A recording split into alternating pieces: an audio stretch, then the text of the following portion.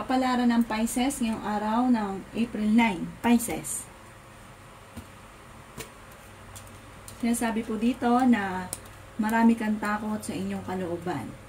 Sinasabi rin po dito na maaring meron kang matagal ng pinagtitiisan at parang nadidismaya ka sa mga kaganapan sa buhay ninyo sa ngayon. Parang iniisip ninyo na hindi ka sinuswerte. Sinasabi rin po dito na kakulangan sa kumpiyansa sa inyong sarili. Huwag nyo daw pong sayangin ang inyong pong talento. May pagkasensitibo daw po kayo, pero kayo may pagkaprangka. Sinasabi rin dito na meron kang problema sa ngayon tungkol sa usapin ng trust issue. Parang inyong karelasyon malapit sa tukso. Sabi rin po dito, parang marami kang sakit sa inyong kalooban. Pero magkakaroon ka ng isang masayang pamilya. Nag-aalala ka lang sa inyong pong mga anak na imbitahan ka sa isang okasyon. Paladasal ka at ikaw ay may gabay. Malaki ang tsansa mo na manalo na malaking halagang pera. Huwag kang susubok sa isang bagay na hindi na pag-iisipan.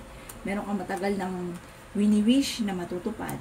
Marunong ka namang mag-balance ng sitwasyon. Kayo daw po ay matapang na tao.